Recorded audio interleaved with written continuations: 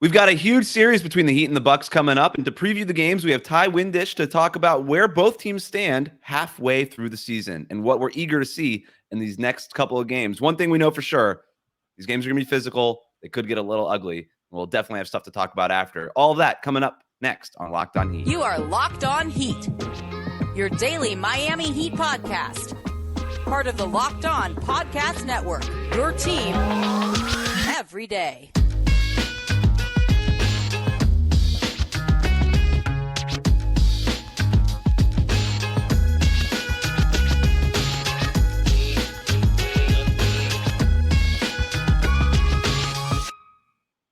All right, welcome to Locked On Heat, your Monday to Friday podcast on the Miami Heat. I'm Wes Goldberg here with David Ramil. However, you might be tuning in on YouTube, Odyssey, or wherever you get your podcast. Thank you for making Locked On Heat your first listen every day. We're joined today by Ti Windisch from the Gyro Step Podcast and the Gyro Step Podcast Network. Ti, you obviously cover the Milwaukee Bucks very closely. We are thrilled to have you back on the show after what was probably 3 years now? I don't know, since the bubble. I don't even know, since a while.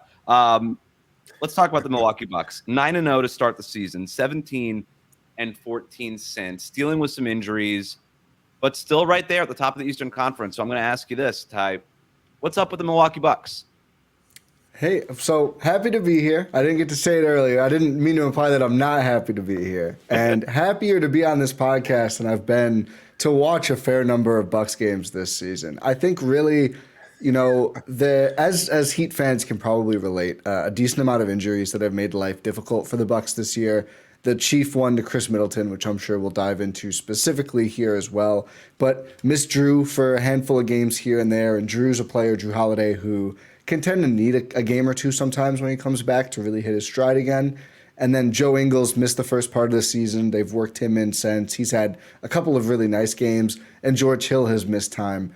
And the thing about those four or 5 specific players is it represents pretty much all of the team's ball handling and shot creation outside of Giannis Antetokounmpo. And clearly Heat fans know, as they are still one of the most effective teams at keeping Giannis out of the paint. Even teams with lesser defensive personnel can make life difficult for Giannis if they just form up in the paint, make it so he has to go through 3 players, pick up offensive fouls. The new emphasis on traveling this year has not been easy for Giannis either. And if there's no shot making and inconsistent shooting, which the Bucks have had around Giannis, it just turns games into slogs. And there's been a lot of those slogs this season. So the Bucks now, really just the focus, I think, is trying to get healthy and then really remain and maybe even move up a little bit in the top of the East. You know, the Nets have played really well, but Kevin Durant out for a while, their schedule tightening up. We'll see how they're able to weather that. The Celtics obviously just keep winning no matter what, which credit to the Celtics. But I think the Bucks, the goal should be to eventually make sure they solidify that top 2, top 3 standing. And really, we know this team's main goal is to be ready for the playoffs, be healthy by then, which I think is why they've been especially cautious with players, especially Chris. Yeah, Ingles is. Go ahead, David. Yeah. No, I was just going to ask about Ingles because, I mean, I know that he's being incorporated, but he's provided a boost of late. I saw the term Kroger Chris, right? It's providing a little bit of what Middleton does, at least as a starter. So has he been effective in his role off the bench? Has he been integrated now to the point where he can be somebody you can rely on to create offensively for a team that does need a boost offensively? Yeah, I don't know if it's going to be the same every night. I mean, he just had a tremendous game for the Bucks and was really important in their comeback win over the Knicks. But I think he hit 5 threes, and probably at least 3 of them were pull-up threes. Do I expect Ingles to score 15 points from the three-point line every game or at all every game? Probably not, right? But I do think he's shown that he can make nice passes, nice reads. He can run pick and roll. And maybe as importantly as anything, Giannis trusts him to do so. And that's something where if you watch the Bucks enough, you'll see sometimes there's some lineups where Giannis has just been like, I'm just not going to give the ball up, dude. Get it to me in the post. I don't care how many guys are over here. Unless you're a wide open shooter, you're not probably going to get the ball that much. Whereas Ingles, he'll come over, he'll run dribble handoffs, pick and rolls with Ingles. You can tell there's some respect there for him as a ball handler, the same way Giannis would play with a Chris Middleton, a Drew Holiday. Not even George Hill they really play that way with. So I think he's integrated himself pretty well. Defensively is certainly going to be a concern going forward, but he has shown that he can add some real juice to the offense. And if he can do that on an every night basis, I think that helps solve what has clearly been the Bucks' biggest issue this season. Yeah, it's something I noticed the other night. I think it was the end of that Knicks game. It was a close game at the end of the fourth quarter there, and Joe Ingles was in at that closing lineup, and you saw Giannis like really deferential to Ingles. Like there was one possession where I think he just like Ingles would pass it to Giannis, and Giannis would just give it right back to Joe Ingles. He's like, no, man, like do something with this. Is that sort of Giannis trying to get his new teammate involved a little bit? Yeah, I think so. And I just think it really shows that like the Bucks and Giannis in particular look at Ingles as a guy who they can trust to do that. And this is just not a roster with a ton of those. Early in the season, Javon Carter, who's been a great story for the Bucks and really excelled late last season and earlier this season, looked like he was going to step up and provide some of that. And has just been a little too hesitant offensively. The shooting numbers have really dipped. His minutes have started to dip as well. Still provides some nice offense, but some of their worst parts of the season were mainly Javon Carter and Grayson Allen handling the ball, and those two guys just not able to do enough with it, and not able to do enough even with Giannis on the court, which is why you look at like December and I think parts of January, they had worse numbers with Giannis on than off, which obviously is a huge red flag for a Bucks team that's supposed to be built to emphasize Giannis. And I think Ingles coming in and providing that juice, that off-dribble shot making. And really, it's just probably part of it is, his age has been seen as a downside by Bucks fans. He also knows what he's doing with the ball and has run thousands of pick and rolls and clearly is comfortable and able to do that. So, yeah, I think that's Giannis trying to integrate him more, and just it shows how Giannis feels about him. And I mean, you look at this is a player who kind of had to be talked into giving up the ball more in 21, even to Chris Middleton, who now is, seen as this golden beacon for the Bucks, right? But it's not an easy thing for a superstar to be off the ball more. Giannis leans into that for the right players, and I think he's seen Ingles as one of those guys. Yeah, and he could potentially, like, even during this whole Milwaukee Bucks run, they've always had sort of four guys that they knew that they were going to go to in crunch time. That fifth guy has always sort of been different year in, year out. Maybe this year it could be Joe Ingles. You talk about him being a veteran and all that kind of stuff. It certainly helps. What's the latest on Chris Middleton and this knee injury? What's going on there? Yeah, it's kind of interesting. Who knows? We probably won't know exactly what it was until we hear from Chris himself. I mean, we didn't know really what happened with Brook Lopez until he was back and reporters asked him, and he just was like, I don't know if I'm supposed to say this, but I will. So maybe Chris will do the same. Maybe Chris won't talk as much. But with Chris, both of his absences this season have just been a confluence of things. Like, he's recovering from the offseason surgery and also misses all of training camp and preseason, and they want to ramp him up. Excuse me. And then his dad passes away. And it's like, that takes him out of it, and he has to ramp up again. And then he's able to return, and then his knee bothers him, and then he gets sick. He had whatever was going around, which I think the Bucks and a lot of the NBA have seen this season. Like, George Hill said he lost like 10 to 15 pounds dealing with whatever this was. So non-COVID injury, but still a quite serious illness. So Chris dealt with that too. So I think there's some knee soreness and his knee bothering him that they would shut him down for. And then he deals with this illness. And then there's still that ramp-up concern of he still only played 7 NBA games since the playoffs in the Bulls series last year. And what they don't want to do is throw him back out there and ask him to do too much and then see a more serious injury. So it's just a lot of some semi-random things mixed with the Bucks' kind of caution with players. And I think that's why it's been so long. And they really, as hard as it is to play without him, they really want to do that now rather than May again, because they saw how that ended up against Boston. It looks like injury is going to be defining this series, at least for Miami's end of things. Without any updates on Bam and Adebayo, we're not quite sure exactly what's happening with Tyler Herro. We haven't had any updates as of today. So maybe that wall that Miami has been able to effectively create to help limit what Giannis can do won't be there. Does that take some kind of luster off the series from your perspective? I know Milwaukee season has been so up and down that at this point you're looking like Miami. You just need wins right now. It doesn't matter who you compete against or anything else. But do you see this matchup against Miami as one that you wanted to prove yourself to, or is that is beyond this at this point? You just want to be able to find a way for Milwaukee to win effectively, regardless of whoever's out on the floor.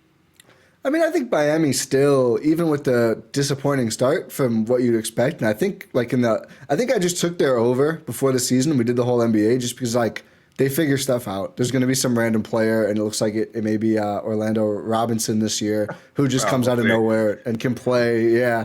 They're always going to play great defense. They're coached very well. We all know Spo's one of the best coaches in the league. And I think he's not too bad. But I think you look at this Heat situation where they are now and go, oh, great, now they can be a hellish first-round matchup, which is kind of what we thought would be, the playoffs 2 years ago until the Bucks ended up, kind of just taking care of business. That Heat team kind of just out of steam at that point. So, I mean, maybe that would be how it goes again this year. Who knows? But I do know as a Bucks watcher who's seen some of these battles, you never want to discount that team. So I think, if Bam especially is unable to play in both, that takes a lot of the luster off just because there's such a gulf between what you're going to see for the Heat defense in a Bucks series with Bam, without Bam. And as good as two-way player Orlando Robinson has been, clearly he's not as good as Bam Adebayo, right? Like, you have to be realistic. So, I mean, I think, this would be good tape, and hopefully these teams can be all the way healthy. I think they have 2 games in February after these two. So we see at least one this season real matchup, because I can tell you, the Knicks have been really good and fun. As a Bucks person, I think I can speak broadly. They'd probably rather see a healthy, ready-to-roll Knicks than Bucks, if we're talking about Heat, I should say, first-round series, just because Jimmy Butler is an X factor and Bam certainly as a two-way player is an X factor. I want to ask you about Giannis because there's some interesting stats with him this season that I want to get into, and I also want to talk about where the Heat and the Bucks both stack up in the Eastern Conference. But first, David, can you tell listeners about our sponsor? Absolutely. Today's episode is brought to you by Built Bar. If you're looking for a delicious treat but don't want all the fat and calories, then you got to try a Built Bar. We just got through the holidays, and I know everybody's goal is probably to eat a little healthier this year. If you're like me, you want to eat healthier, but you don't want to compromise taste, then, man, I've got just the thing for you. You got to try Built. With Built, healthy is actually tasty. Seriously, they're so delicious you won't think they're good for you, but they're perfect for your New Year's resolutions. What makes Built Bar so good? Well, for starters, they're all covered in 100% real chocolate. That's right, real chocolate. And they come in unbelievable flavors like churro, peanut butter brownie, and coconut almond. I'm not sure how Built does it, but these bars taste like a candy bar while maintaining amazing macros. And what's even better is that they are healthy. Only 130 calories and 4 grams of sugar with a whopping 17 grams of protein. And now you don't need to wait around to get a box. For years, we've been talking about ordering your Built Bars at Built.com, but now you can get them at your local Walmart or Sam's Club. That's right. Head to your nearest Walmart today. Walk to the pharmacy section and grab yourself a box of Built Bars. You can pick up a 4-bar box of cookies and cream, double chocolate, or coconut puffs. If you're close to Sam's Club, run in, grab a 13-bar box with our hit flavors, brownie batter, and churro. You can thank me later, and you can go to Built.com. Thank you for making Locked On Heat your first listen every day. We'll get to some trade deadline questions here in a second and the keys to this upcoming 2-game series between the Heat and the Bucks Thursday and Saturday. Ty, Giannis is obviously one of the best, 2 players in the NBA, and I don't know that he's number 2. So let me get that out of the way first. But you look at some of his statistics here, and he's shooting a lower percentage from the field overall than he has in his previous MVP caliber campaigns. He's shooting a worse percentage at the rim. I think it's below 80% for the first time in 2 years, something like that, which is still really good. I think it's 74, 75%. Awesome for most players. Worse than usual for Giannis. He's not as, energetic defensively as he used to. Is this just a symptom of, hey, we're the Bucks, we know what we are, it's the regular season, we're not that worried about it, maybe a little bit of coasting here? I think that's the answer, but I'm curious what you think is going on. Yeah. I mean, I think certainly the defense is like, I think it'll be better. I shouldn't say it will. I think it hopefully will look better if the team is fully healthy, because I do think there's just that equation of like, you can only do so much on both ends for 82 games. And I think we've seen this with so many players. I mean, LeBron is usually a Giannis comp, but I think it's lazy in a lot of ways. But that idea of like, LeBron stopped being an all defensive player at a certain point in his career because he was like, I'm carrying this whole offense. I'm not going to do this for 82 games. Like, I'll do it when it matters. And I think that's kind of where Giannis has been. And I think it's been kind of exasperated, I'll say, by, the lack of ball handlers and the lack of offense, and Giannis having to do even more. And like he keeps battling Embiid for something I would not like him near the top of the league in usage rate, right? And he's like having to finish so many possessions, just do so much. And I think that clearly is having a toll on his efficiency, as is teams just being able to plan for him more and get away with it because other guys aren't making them pay. So I don't think it's like Giannis declining. I also think, unfortunately, he started the year ice cold from his jumper, which we had seen big improvements on in the last 2 years before that. His mid-range was like, could not find the basket at all. And that started to rebound a bit. I don't think it's, gotten his numbers back up to what you would hope or expect, I guess, as a Bucks fan. But I think that's moving in the right direction. But yeah, I think this has kind of been symptomatic of the Bucks season. Not just that, we're ready for the playoffs. They still want to win a lot of games, I think. But just dealing with what they've dealt with this season, it's affected how Giannis has looked and how the numbers have borne out too. Is home court advantage, obviously, I mean, you're still in prime consideration, or the Bucks are still in prime consideration for that, but is that a priority given what this team has been able to experience? And do you see any other teams that are legitimate threats right now? Obviously, Boston, Brooklyn, Cleveland, anything like that you think is most dangerous in terms of like what Milwaukee is trying to accomplish seeding wise? It's a good question. I mean, I think for home court, yeah, I think they want it. And they're not going to go all out for the 1 seed, but I think they want to be top 3. I certainly don't think they want to be anywhere close to the 4 or 5 and slipping into 5 and not having it at all.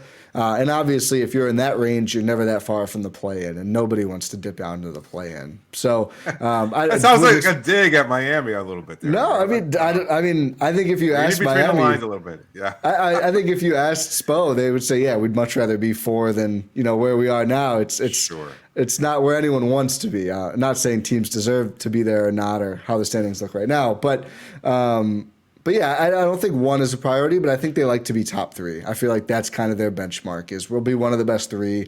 If we have to go on the road for that extra game once or twice, we can figure that out. I mean, again, game 1 in Boston without Chris, right? They've won on the road before. The Nets series where they dropped the first 2 and then rebounded from there. So I think, or they dropped 1 of the first 2, not both, sorry. But I think they feel confident they can win on the road a couple of times, but I don't think they don't want to slip entirely. I think that would really bother them for a few reasons. For opponents, Boston's got to be number 1 just because they beat them last, and they looked like one of the best teams ever early in the year. They're still holding on to that 1 seed. They're still dangerous two-way team that has personnel suited for pretty much playing against anybody. Brooklyn, a little bit. I mean, it's like, if you could guarantee that they're going to look the way they looked over the last several weeks, sure, but I just don't think anyone is. So I think you'd go to like maybe the Cavs next, as young as they are, just because that's a team that has the size to really kind of make things difficult. I feel like their inexperience would mean the Bucks would end up taking the series.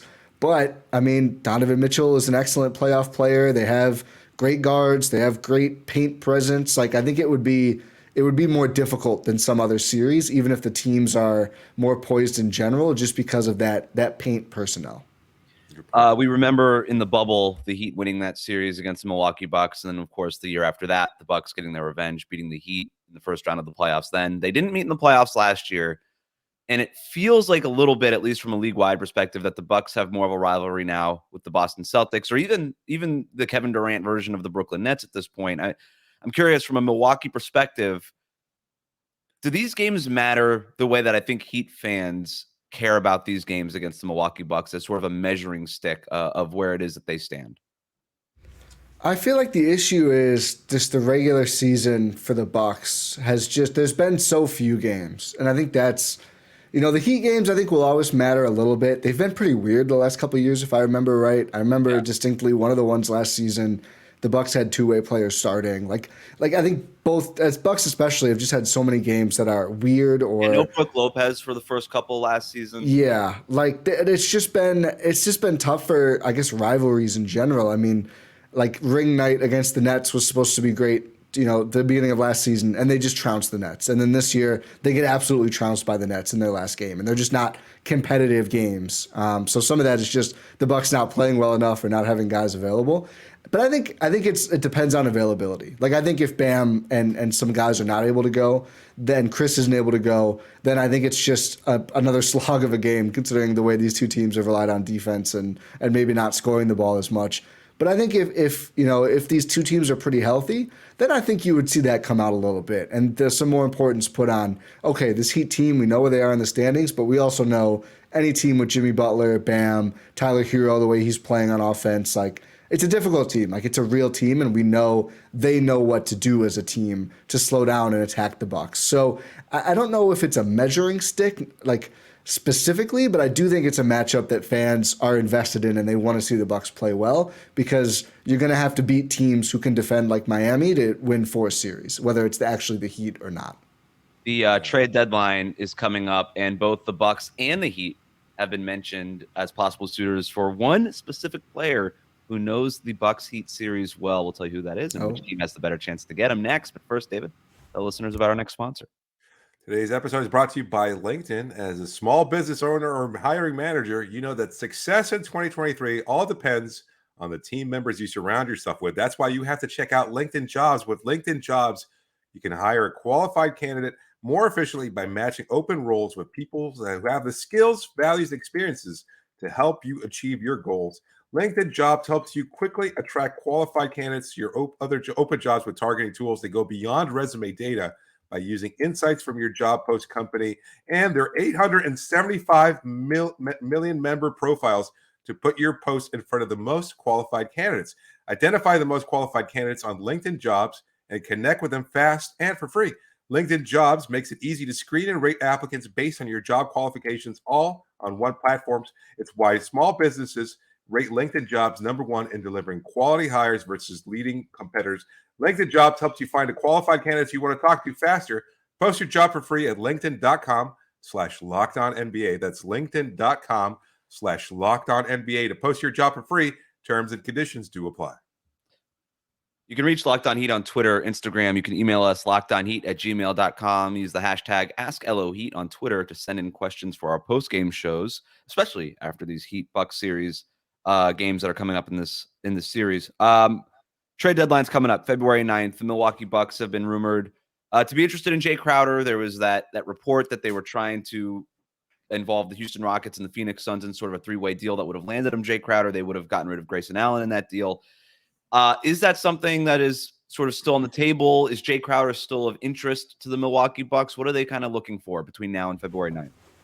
Part of me wonders if the Bucks and other teams are like, at a certain point, it was like, oh, he hasn't played at all. That's great. No less mileage. Right? He'll be fresh. Right. I wonder how far you get, and it's like, oh, we're going to have to ramp this guy up. This guy hasn't played at all. Like, when does it become a not good thing? I feel like we've just heard his name so much less, which is honestly a little surprising that it's not brought up more, just because, you look at the Suns and the predicament they're in and being without key players, including the guy who was starting over Jay Crowder. The fact that they never worked anything out, I mean, at first we thought it was about the starting spot. Then we heard maybe it's about getting an extension, and clearly that hasn't happened. And, we also heard reporting that Robert Sarver is still calling financial strings there for now. So it would make sense they're not giving out extensions because Robert Sarver is not really about spending the old money. I think Jay Crowder would still help the Bucks. I think at this point in the season, seeing what we've seen, offense is still a focus, and adding more offense versus the defensive personnel, I think, is still where I would go, even with seeing Ingles step up, just because his age and coming off of that injury, you don't want to rely too much on him. And another shot creator, I think, would be really beneficial to the Bucks, or just scorer. So Crowder is still certainly interested in adding him, especially if the price is second-round picks versus first-round picks, but not a priority. And it seems like, based on the lack of buzz, maybe he's not a priority for that many teams at this point either. That's a good point.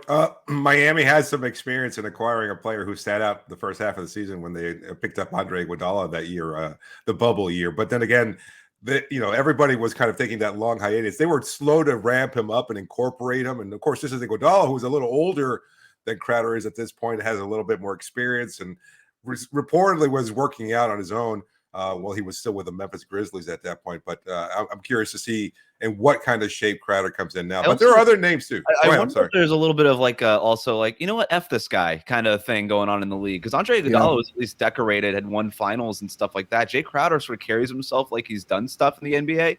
It's not that he's not had a great he's had a very successful career, but he's not like Yeah. Olympian. He's not a world champion. He's not like everybody's sort of like, dude, who are you? You kind of stand in the corner and shoot threes and make them sometimes. That, and I think you look at the situations were so different because everybody knew like Iguodala was a salary dump to a rebuilding team at the time. Crowder was an integral piece of a finals run and then a team with the best record in the regular season, and they desperately need guys, and he's still not there. So maybe the rest of the league doesn't care, and maybe they do, who knows? But I think certainly the Suns have to be like, this sucks, dude. Like, come on. We kind of need players at this point. I don't know that they're going to get a first-round pick for I have no idea what they're going to get for him. But at this point, you're asking for a couple of months of Jay Crowder. Maybe he helps you in a playoff series. And then what happens? Like, are you really going to give Jay Crowder that extension? Are you really going to give him $10 million for 3 more years or whatever it is that he's looking for? Who knows? What else could the Milwaukee Bucks be kind of looking for between now and the deadline? They're like Miami. They've been linked to like every name out there. I know Bogdanovich, Kuzma, others I'm sure are probably in the mix Clarkson, somewhere.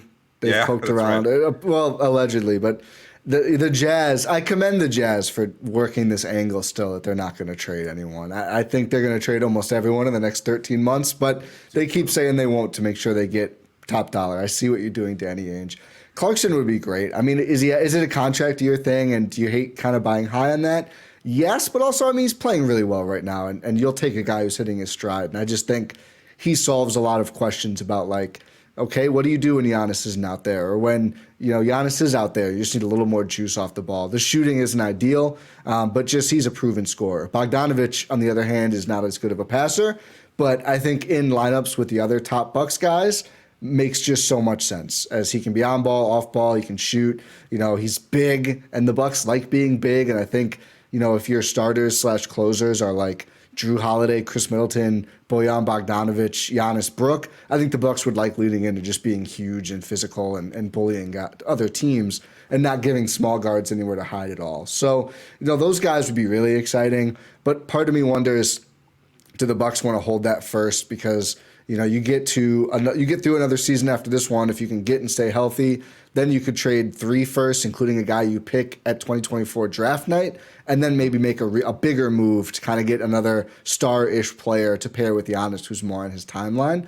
I really think it's just going to depend on who is available, right? Like, all of these teams are saying they don't want to trade their guys. I don't think the Bucks are going to get in a bidding war, partially because they just don't have that much to bid with given their draft capital. But I bet they'll move some salary and some second-round picks, because they have a lot of those, to make some upgrades somewhere. I mean, I think the Grayson Allen experiment is just not going well. So someone who makes around that amount who they could get, an unexciting one would be like Gary Harris or Alec Burks, but maybe that's a more consistent player. And then like Clarkson would be a huge deal. Bogdanovich, you're tearing your team apart a little bit. Most players, I wouldn't want to do that. For a 20-point-per-game guy on 40% shooting from 3, yeah, okay, maybe that's worth doing. And then you have to throw in an Ingles or someone else and really get messy with who goes out. Who's the ideal name for you that could plug in all the holes for, especially Milwaukee's offense? I mean, I think Bojan, but I just find it a little unrealistic that they'd move enough salary. You're talking about Ingles and more, and like Wara, and maybe more than that. Plus Grayson's in all the deals. Every Bucks fan throws Grayson in as the starting point. But Clarkson, you could do like Grayson and then another small-ish contract or two. And I think Wara makes a lot of sense to go no matter what, because he just doesn't play. Some team will want to see what he's got. The Bucks, I think, have seen enough, and now Marjon Beauchamp is the developmental wing. So I think Clarkson is the reasonable one that I'd be most excited about. Even if I'm concerned about the shooting, like a super-duper sixth man would really help this team through the regular season and the playoffs. I like Beauchamp. He's probably a couple of years away from really helping in a playoff series, but I really like what they've seen. Hypothetically, if you could drop one player on the Miami Heat roster onto the Milwaukee Bucks, you don't have to give up anything, no draft picks, no players. You just hand pick a player, drop him onto the Milwaukee Bucks. Who would you pick? Jimmy. I think it's just easy for me. I love Bam, and they would figure it out to an extent. But Giannis and non-shooting centers is just difficult, like non-3-point shooting centers, even if they're really non-shooting good. Wing? Yeah, honestly, yeah, because he's going to handle the ball a lot more, and I just think it would work easier. And Jimmy is just like, you've just seen Jimmy do so much incredible stuff on the NBA level. I just think he's such a winner that I'll bet on him to work it out and figure it out. And they'll have to pivot to more spacing. Is Jimmy Giannis? That's a lot of different J and G sounds. Is that a little difficult to figure out? Yeah. Are other teams going to score at all? Probably not. I don't think it'd be good for Jimmy to be on a team with, some more offensive guys who are going to use the ball a lot. Probably help him as he ages a bit here. Although he's still playing like he's not aging at all. Well, you can't have him, Ty. So that's fair. It's a sports show. We wouldn't be doing a sports show right if we didn't have something called like keys to the game or keys to victory. So I've got 3 keys to this upcoming series, 2 games, Thursday night and Saturday afternoon, Heat Bucks. I'm going to give you my 3 keys. David, Ty, you just tell me where I'm wrong or if you want to add anything, etc. Your thoughts. Okay. First key is the turnover battle. The Heat force the second most turnovers in the NBA. The Bucks give up the 24th worst team. Yeah, I was going to say they're closer to the worst than the best. I know that from watching them. One of the worst 6 teams in terms of giving up the ball. So Heat force a lot. The Bucks cough it up a lot. So going in, you think maybe that's an advantage that the Heat might have. Free throws. The Heat average 18.8 free throws a game. That's 13th in the NBA. Milwaukee averages 17.3 a game. That's 24th in the NBA. So that also might, and by the way, that number was also helped by going 40 of 40 from the line the other night, the way that Miami did. But free throws is going to be big. Giannis is always getting to the basket, drawing fouls, ditto for Jimmy Butler. And then there's 3-point shooting. Both the Heat and the Bucks are 6th and 7th in 3-point attempts per game, around 37, 38 per game.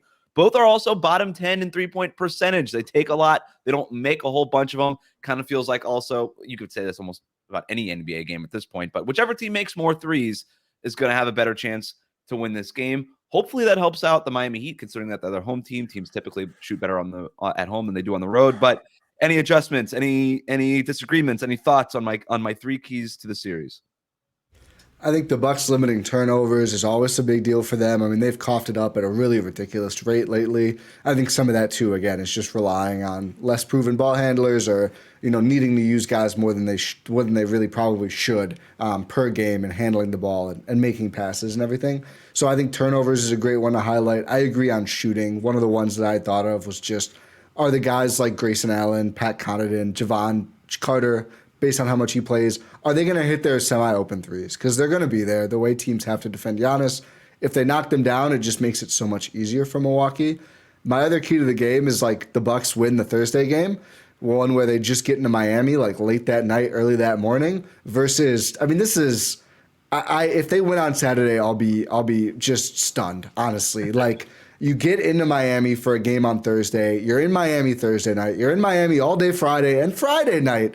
And then you play at noon Milwaukee time, I believe, on Saturday. Like, I don't think there's any shot they win that game. Maybe they go back. Who knows? But that one, to me, it's like a 3-day version of the Miami flu. I mean, I really hope that they get either at least one of Hawks' Heat before that game, or it's going to be a tough road trip, was my thought going into this. We're expecting an Arctic blast here in South Florida. It might dip into the 50s, Ty. It was 56 degrees here this morning, so it was downright chilly. It was 39 here today, and I was like, "This is nice. The sun's out again. It's been a couple months. We'll take it." Ti Windisch, this was nice to have you on the show. Tell our listeners where they can find you. Yeah, thank you guys so much for having me. It was great being on Twitter at Ti Windisch, TiWindisch. And then all of our podcasts and work can be found easily at gspn.info, including my show, The Gyro Step, which covers all things Milwaukee Bucks. Thank you again for making Locked On Heat your first listen every day. Remember to subscribe to new episodes of Locked On Heat on your favorite podcast app and on YouTube. Ring the bell to get notified as soon as new episodes go up. Now make your second listen game-to-game NBA. It's every moment, every top performance, every result. Locked On Game-to-Game covers every game from across the NBA with local analysis that only Locked On can deliver. Follow Game-to-Game on Locked On NBA. It's available on the Odyssey app, YouTube, and wherever you get your podcasts. Stay warm.